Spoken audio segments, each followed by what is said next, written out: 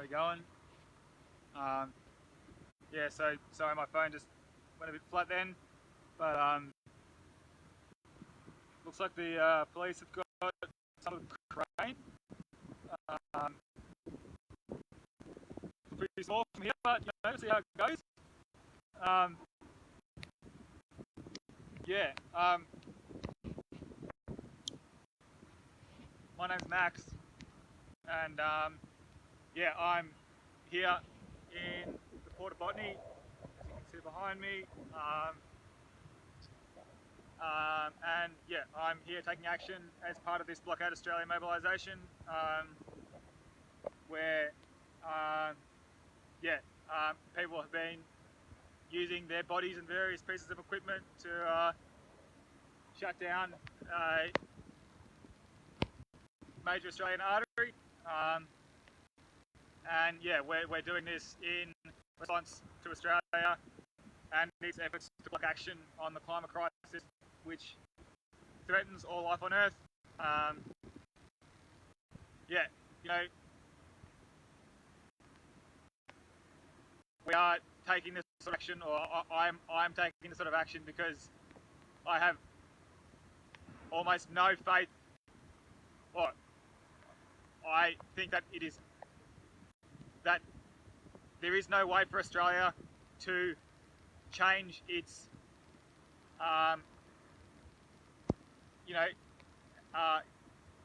exploitative practices. I don't think that it is going to change its position from one of total climate denial with a little bit of greenwashing on the edge. And yeah, I think it's up to everyday people who can see the writing on the wall with this crisis, can see that major disasters are starting to overlap, and can see that the response from governments at all levels, from all sides, is worse than inadequate. It's totally negligent, and that we need people to start to take the sort of direct action that makes state climate denial less possible, because there's so many people out there putting their bodies in the way of this machine.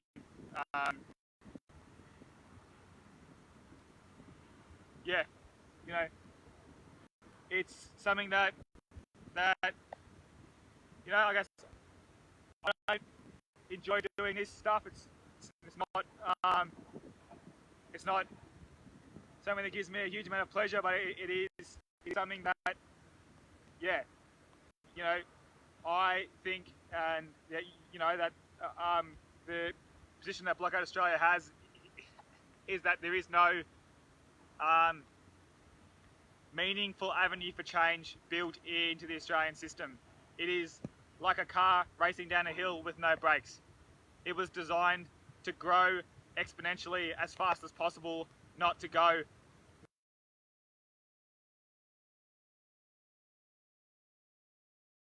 to be able to adapt to crises. And we can see that when Australia is confronting crises, it fails. It doesn't have the capacity to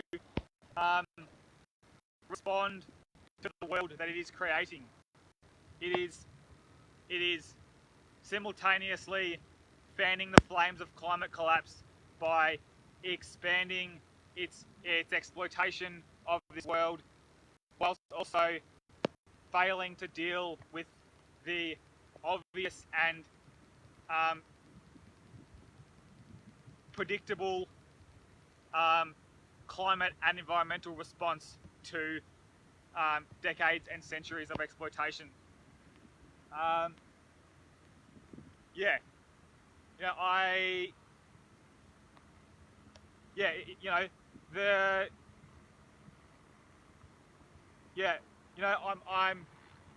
taking this action here at this mobilisation, you know, to make it clear that, you know, normal people, you know, who are concerned about this crisis can do something. You know, we are not beholden to waiting for the right political party to come along or waiting for some magical court case that suddenly wipes away 250 years of shitty laws and practices. You know, we need physical resistance because physical resistance can't be blocked. You know, systems like Australia cannot deal with mass disobedience. They will be forced to the table, and we will force them to the table if enough of us take it on that this is a matter of life and death, and that we cannot fail. Yeah, you know, that is not something that, yeah, that, you know, I guess there's not, you know, we're at a point in the climate crisis scenario where the warnings have been ignored and the suggestions from people with knowledge have been pushed down and marginalised, and now we are facing a really stark choice. You know, to continue on blindly as we are, pretending that everything is okay, or to make serious and quite radical change quickly to the way we live our lives, so that we can prioritise protecting what is left of life on this planet.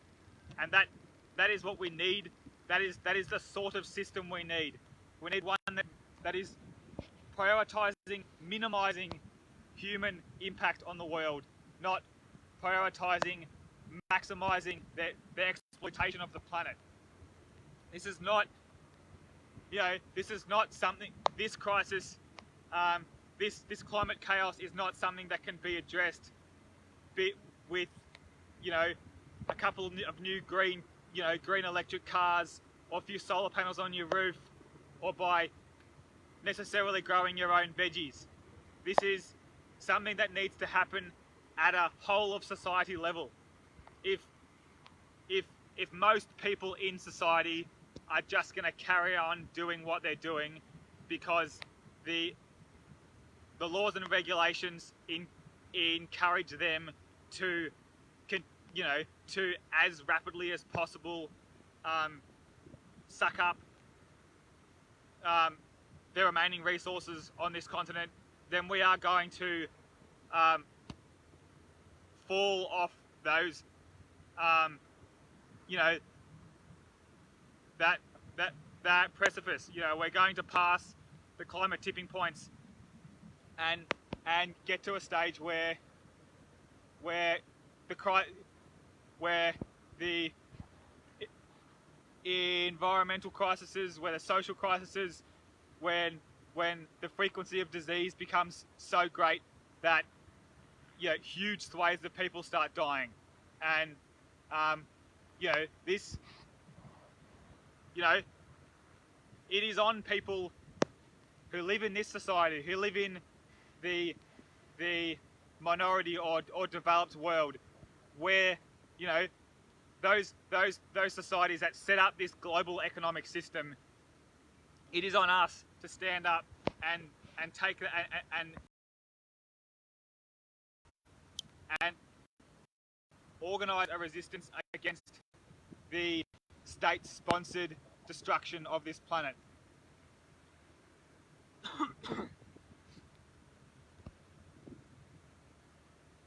In June this year, we're going to be having mobilisation in Sydney, and we're calling on people who have come to the uncomfortable acknowledgement that incremental change is not happening. In fact, we are going the other way, and that we need to be calling for much more significant change. You know, that is something that, yeah, we're calling all those people to start to prepare yourselves and start to gather your communities and to come and meet us in June this year, where we shut down the biggest and most important city on this continent, the place where Australia was founded.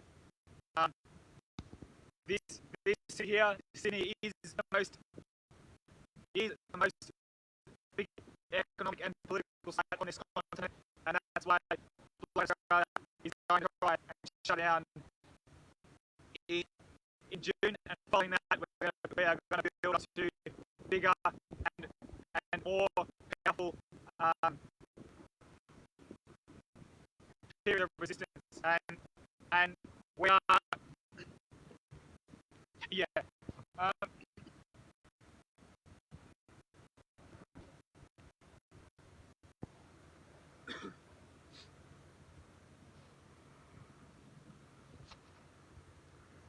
and yeah, I mean, you know, I guess I've been someone who's been involved in, you know, the politics of climate change since I was a very young person, and yeah, you know, there aren't, you know, the pathways to change are very difficult to find. You know, we're not taught about how power works in this society. We're not taught about how to actually make change if your government has got tyrannical and is pursuing an agenda of climate destruction.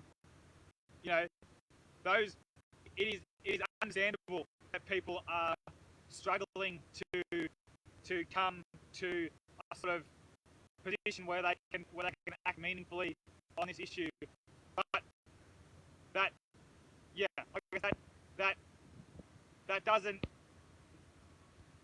you know, when we're faced with these sort of crises, we need to look at the way that, you know, people in, you know, politically oppressed situations around the world act, and they, you know, they don't petition their warmongering leaders. You know, they don't go out and ask them or give them flowers or anything like that. They go out and they block the roads and they shut down their ports and they get in the way of the economic function of those states, and they force them to come to a position that is reasonable for the people, or they force them out of power. And that is the reality of the problem we face. We need to fundamentally change the way that resources are managed on this continent and around the world, and that is going to take, you know, a movement that is bigger than anything we have seen in the last couple of centuries, you know. But the alternative of not acting means that organisations like Australia can just simply continue on with their program. They will continue opening new mines. They will continue pillaging the last fish out of the ocean. They will dam all the rivers. They will cut down all the forests until there is nothing left. And then we will be sitting there going, oh shit, I wish we'd done something about that when there was an opportunity. I wish we'd started organising a resistance before the power structures became so willing to use violence that they can just shoot us all in the street, because that is where we're going. You know, a situation of diminishing global resources and highly militarized and a highly militarized state will mean a very small handful of people having access to all the resources and everybody else having access to virtually none. That is what is going to happen if we don't manage to have serious political change. This society, this system, the Australian system, is not built to catastrophic crises. It is designed to maximise the exploitation, to push people down who dare to stand against the the dominant program that is being rolled out by a combination of the rich, the politicians, the courts, and the media. You know, we are up against a pretty powerful and determined group of people who know how they got power and are very determined to keep it. And the only way we are going to deal with this crisis is if the people concerned about the crisis take it as seriously as the people who are actively working to make sure it is not addressed. Because addressing the climate crisis and preventing the coming collapse means serious change, and serious change in the way society is run means that that small group of people who is currently in control is going to have less power, and those people are not going to willingly step down and set aside their position of authority, because they have been selected to maintain that role and maintain that system. Yeah, like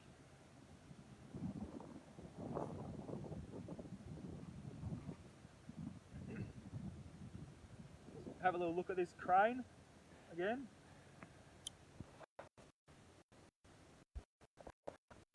It's pretty good. It'll be a pretty interesting machine to get this on, but maybe they think it can. Yeah. Um, I guess that's kind of, sitting up here. I don't know how high I am, 40 or 50 meters in the air. You know, it's a pretty isolating experience. And I guess it's somewhat similar to taking a position that this society, kind of an absolute position that this society is at odds with a livable future, and that is a difficult thing to acknowledge in yourself, because once you've done that, you have to take action, because I guess the only other option is to curl up into a ball and just hope that it goes away. And this crisis is not going away. It's going to continue to get worse, and it's going to make the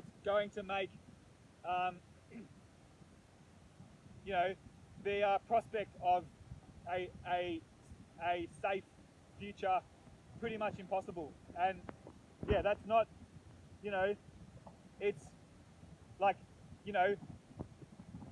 this is not, taking part in organised resistance is not impossible. It's been done heaps of times all over the world, and it's been happening a lot in recent years. You see people in India, going out and blockading, the roads in Delhi for months,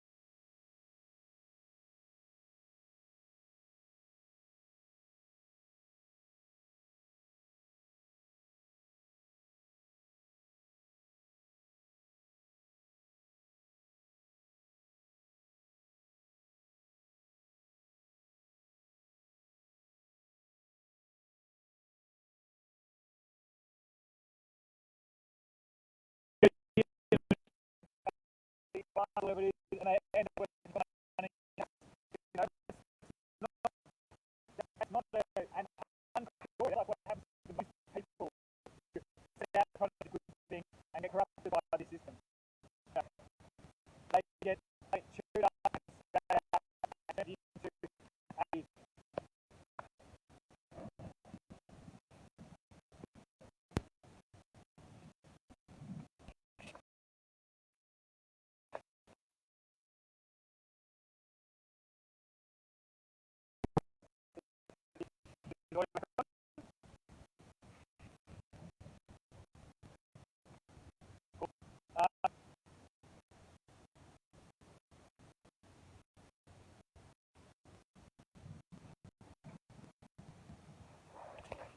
the phone got a little bit wet in the last storm, so it might be a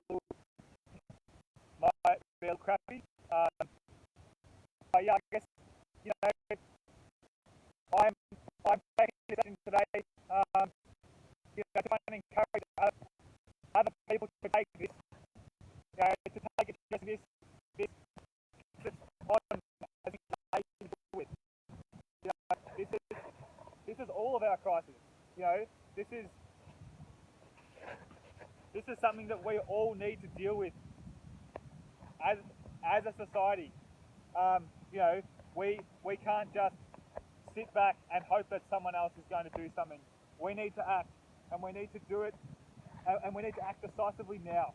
And that's what Blockade Australia is doing.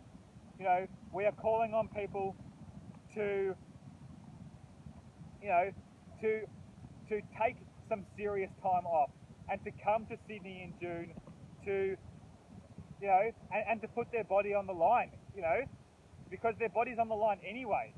There is no hiding from the climate. There is no hiding from climate collapse. It's coming for all of us.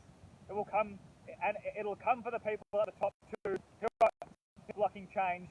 But you know, like, that's not the way they think. You know, they don't think that, oh, maybe I should have a bit less now so that we can have a bit more later. That's not the way we are programmed in this society. We are taught that we need to compete with each other and that we need to fight for the scraps, and that somehow that's going to build a better world.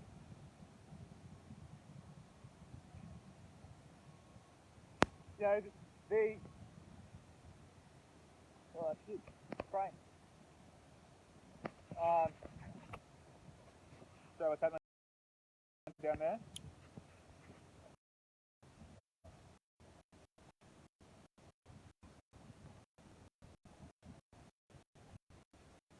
So they've got a brain trap thing.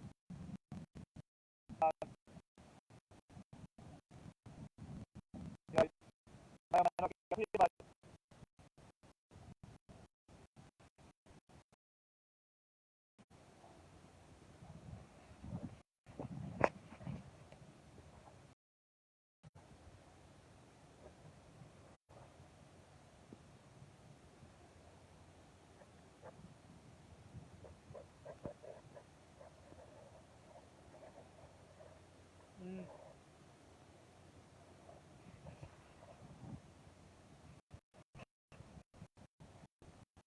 just going to put the phone in Casey's in for a second while I do some moving around.